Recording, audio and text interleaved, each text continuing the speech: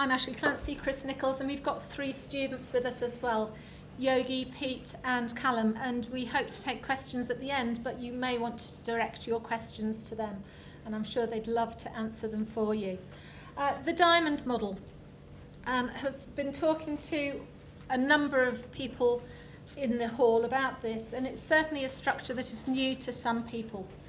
It is a structure that we believe gives the best of both worlds. It gives the benefits of single-sex education in the classroom, particularly in those middle years, the 11 to 16-year-olds, while at the same time offering the social and cultural benefits of mixing outside of the classroom.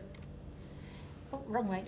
It's also quite an unusual model. There are 11 schools in the country that have a diamond model, all of them set fairly far apart. So Berkhamsted is pretty much the only one in the area that may be of interest to people in Bucks, unless boarding may be a consideration for you. It's something that is being developed elsewhere. North London Collegiate School, an all-girls school, has just opened a diamond school in Jeju, which is off the coast of South Korea. So it is a model that's got certain benefits that are recognised quite far and wide. It's generally born from an amalgamation of a boys' and a girls' school, quite often independent schools who've sat alongside each other but have joined together. Occasionally the diamond structure has one campus, the children still being taught in single sex, but more often there are the 2 campuses.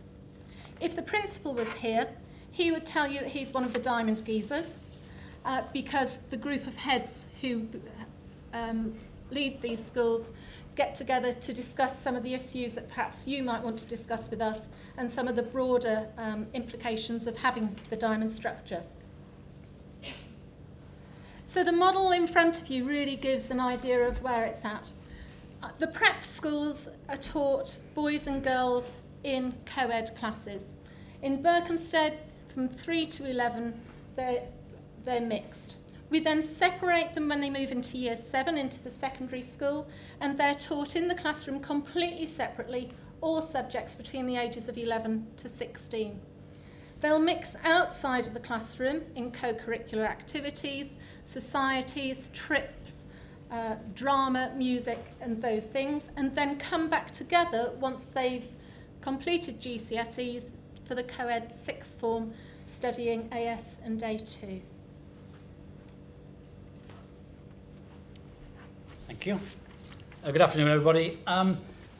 Berkhamsted was born out of a boys and a girls school, same town, and the circumstances were right for the amalgamation and the system that we have now.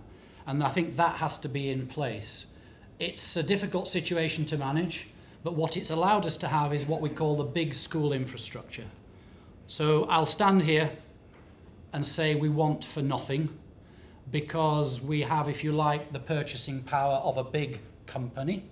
It's an educational company, but nonetheless it is still a business, which means that we have the 500-seater theatre, the flatbed swimming pool, 6 lanes, touchpads, the trappings that, dare I say, a modern school needs, because let's not forget, we are not educating for today, we're trying to educate these young people for when they go into the world of work and out into that real world. So we've got to try and future-proof what we do to allow them to happen.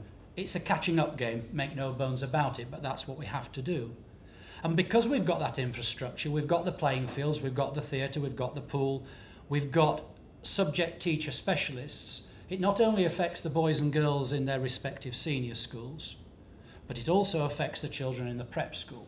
Now, ours isn't a true prep school. You'll have already gleaned that actually we only run up to the age of 10, 11, and then they move into year 7.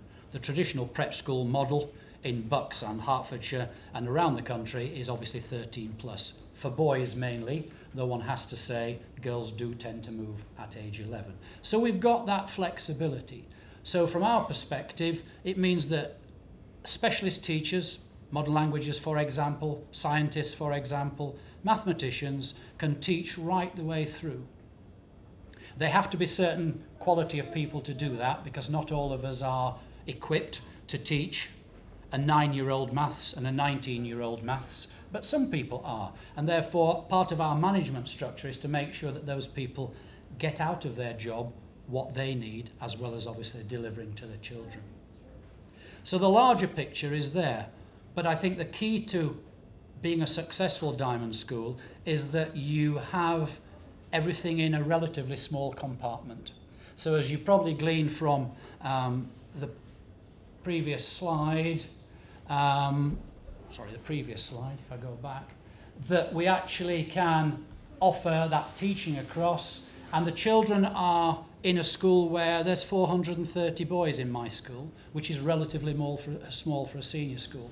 Ashley has 336, I think, no doubt qualify that in a moment, 360 in the sixth form. So they're manageable. And for each of the boxes that we have down the side, there is a head. So there's a head of sixth form, head of boys, head of girls, head of prep. And we have a principal who, if you like, is the CEO of the company. He's not involved in day-to-day teaching. He's not involved in day-to-day running of the school. He empowers us to do that. So if you were a parent at Berkhamsted and you needed answers to questions, good, bad or indifferent, then you would naturally go to the respective head, because he or she is the one who's dealing with your children through the house system, the pastoral system, on a day-by-day basis. So we have kept that intimacy, which we feel is important, particularly if you're paying for a service, you need a quality service, and that goes across everything that we do. So the choice is there. So you've got the big school infrastructure, you've got the small school sense of community. And what we have to do, quite clearly, we've got a lot of siblings in the school, we have to give equality wherever we can. So the curriculum is the same, the timetable is the same, the food is the same, we use the same caterers, so we're trying to give that everybody the same bite of the cherry. We've got lots of families where they have a younger child perhaps in the prep school, a boy or a girl in the senior school, and then someone in the sixth form. So that enhances what we can offer. If you'll excuse the glibness of this, it can be a one-stop shop. And for some families, particularly working families, that is a very important factor. So for us, as managers of a school, our challenge is to make sure we're offering the same. So at the top picture there, you've got the boys' chapel that's been in existence 114 years. It actually looks 350 years old because it's a copy of a 350-year-old chapel in Venice. The bottom picture, that chapel's been in existence 15 months. Because we wanted to provide a place on the girls' site when we did a restructuring and a rebuild, which we finished 14 months ago, a place where we could offer similar facilities. And if you expand that across, we've done that across the piece. So everybody has opportunity. This is in the senior school. The girls and boys in the prep school use those facilities. Harvest Festival, they come down and use the boys' chapel. Their leaving service, they come down and use the boys' chapel. So we are trying to get them to work through the school. Now, teaching in a diamond school is a very interesting experience. As I've said, we have some staff who teach across the piece. We have some staff who just teach in the senior boys and girls school, and we have one or two staff who primarily deal with sixth form. We have separate pastoral systems, which Ashley will talk about in a moment. But we can use people's expertise for the benefit of everybody. So if you've got the jack of all trades and master of most, then they can teach across the whole piece. If you've got people who are specialised, they can deal with that. And what that gives to the boys and girls is it gives them a consistency of approach. Our school is about respect. And my feeling is, our feeling is that if you give children respect, they'll pay you back twice, at least. These boys and girls are here today, not because I guess they don't have anything better to do. We haven't put the arm lock on them. We haven't bribed them yet. We might do later. It depends on the quality of how they perform. But they're here because they want to be here. And they've come because they're not exactly today involved in the school sporting programme. But as we drove past our playing fields this morning, the girls were just gathering for the lacrosse. The boys would have been gathering later. There will be something like 450 boys and girls from across the school playing sport this morning and this afternoon against, obviously, other schools and opposition. So school rolls on. if you've got a child who wants to get involved in the school, I would say there is everything. And our philosophy is, if we don't do it, ask and we'll try and put it on. There has to be enjoyment for the teachers. I suppose that's what I'm trying to put across to you, is we're looking for enjoyment, because if we're enjoying it, then hopefully it transcends into the classroom. So there are the numbers. You can see where we get the diamond model from, and it's one that works for us. Classes are small because we've got that big infrastructure. We can run, in supermarket terms, loss leaders. Callum said this morning he's doing German in the lower sixth, just moved into the sixth form. There are 3 students in your German class. You can't do that, but we can, because we have that infrastructure that allows it to happen. So really, that then plays to the strengths of the children, young people, and allows them to take ownership of what they're doing. And for us, that's a real benefit.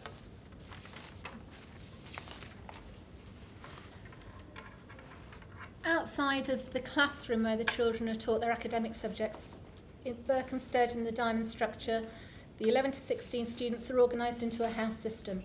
And that's the touchy-feely part. It's the part where the children really get looked after, where they're treated as individuals, where their goals and aspirations are honed, where they get the chance for one-to-one tuition.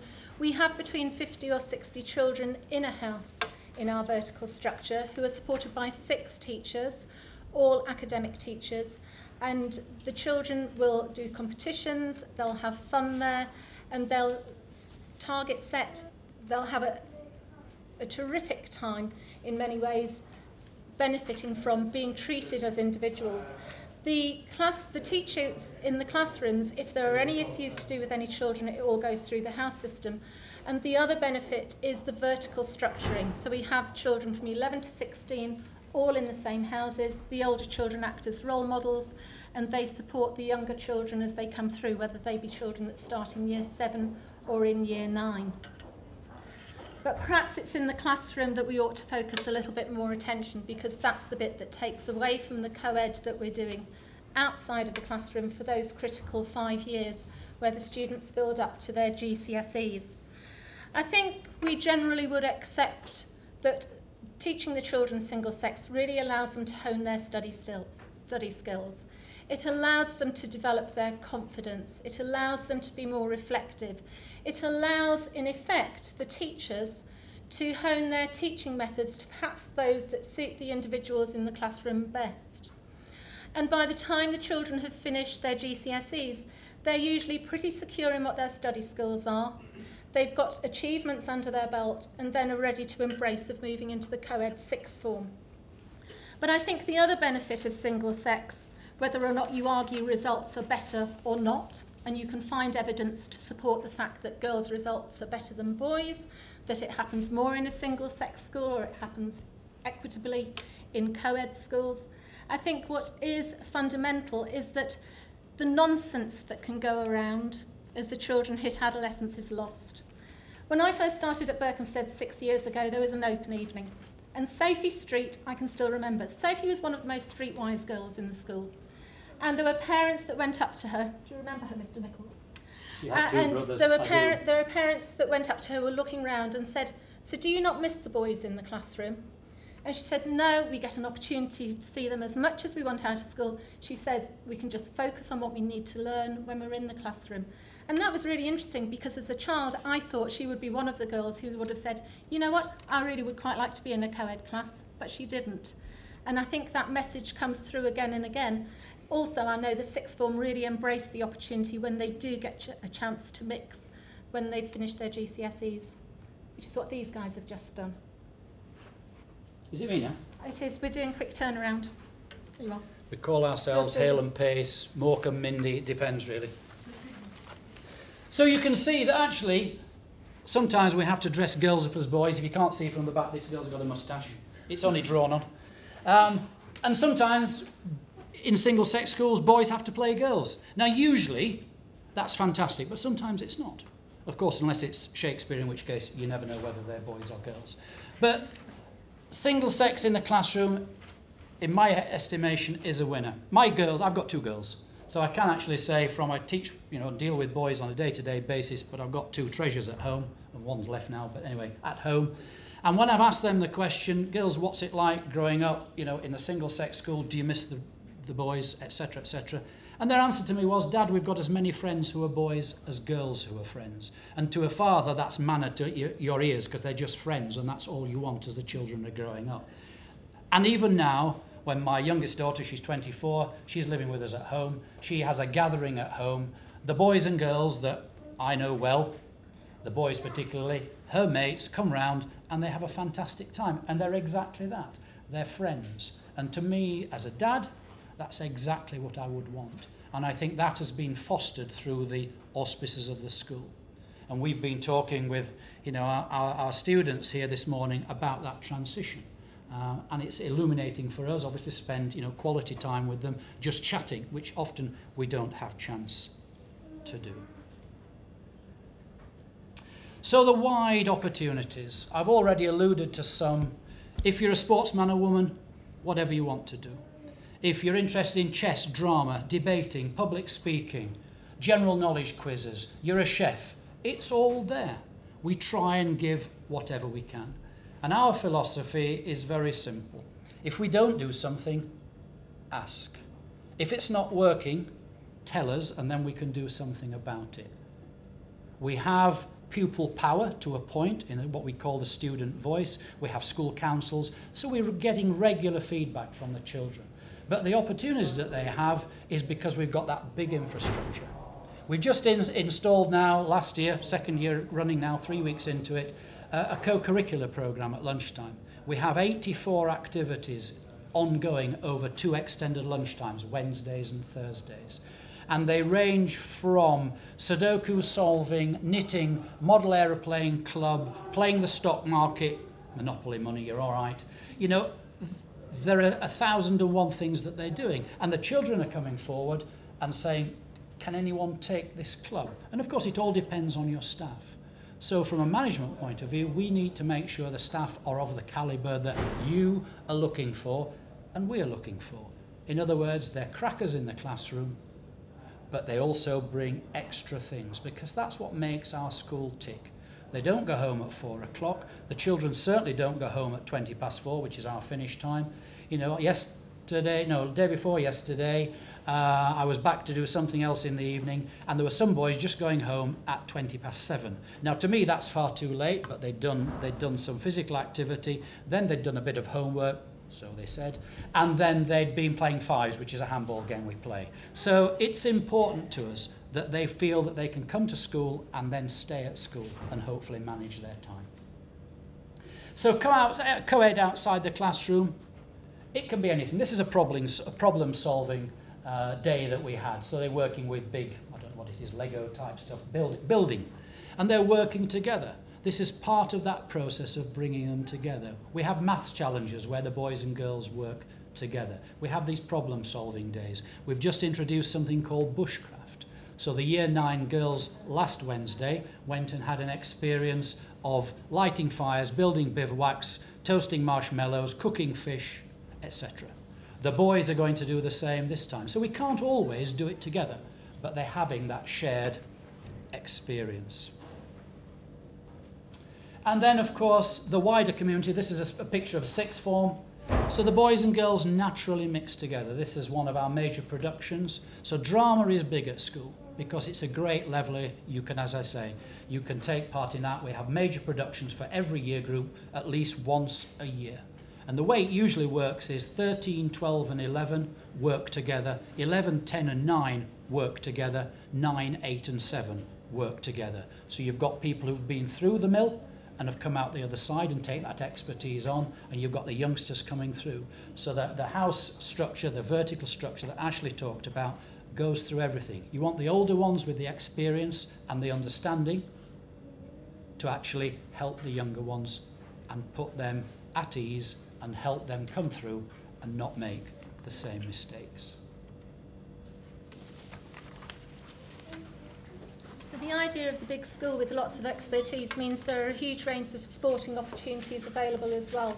And when we did the list of what was available at Berkhamsted, I think both of us were quite taken aback that there are only 2 sports for the girls and 2 sports for the boys that they don't do together. In effect, the girls don't do a massive amount of cricket, but we've got 2 cricketers, one who's just got a young newcomer to the Middlesex ladies squad who plays in the boys team, and equally one of the girls is the first of the 4 in the first golf team. So there are opportunities for mixing across a wide range of things. Dance is part of the curriculum. We occasionally do dance competitions and displays. The girls will do their dance as part of the PE programme, the boys as part of their drama and theatre studies work. Chris mentioned outside of the classroom as well. A lot of the outdoor adventure happens later in years 9 and upwards, although we are introducing more active outdoor ed in years 7, 8 and 9 with the Bushcraft experience. And the Duke of Edinburgh Award is one of those examples where the whole school comes together, and similarly with the CCF, and do trips to far-flung places like the Red Sea, trips to Sinai with RS, and massive opportunity. And I think that's where the paradox of the big school, but the small parts of the school, mean that children's needs can be met, but also the opportunities increase hugely as well. Music and drama likewise. The children who are just starting out learning music, drama, lambda lessons, they will form small ensembles and groups, choirs on site, so the girls and the boys separately. But those children who are particularly talented, or those people who go through the system and have developed skills, can also take part in some of the larger orchestras and things like big band, which is a jazz band including staff as well as pupils, and have that breadth of opportunity there. It also means, with the orchestras and bands, that when we've got particularly gifted youngsters, even though they might be younger, we can provide some of the stretch and challenge that's so important to keep them interested and focused too. Berkhamsted is one of the schools that has boarding available as well. The boarding can help with the wraparound care on a daily basis. We do flexi boarding, weekly boarding and full-time boarding. Both boarding houses are home from home experiences and help to add to the paradox of Berkhamsted, in effect the paradox of diamond schools. But diamond schools are big schools but with small schools within them. They're girls together with boys, but they're girls separated from boys too. We have boarding school, we have the day school as well. And we have the horizontal years, which get to know one another, as well as the houses. So all in all, we're a complex beast as a diamond school, but it's perhaps in the paradoxes that most of our strengths actually lie. And so to the final picture. This is a picture of one of the house competitions that took place March, April last year, I think it was. And year 9 representative from each of the houses, the girls' and the boys' houses, was nominated. And they then came and did the house food tech competition, where they had to cook one of Raymond Blanc's dishes. We were fortunate enough for him to come in and judge it. It was a terrific day, and he was outstanding with the youngsters he saw. Those sorts of opportunities with the paradoxes means that I think diamond schools do really offer a breadth of opportunity, a wealth of opportunity, and a depth of opportunity that does perhaps provide the best of both worlds.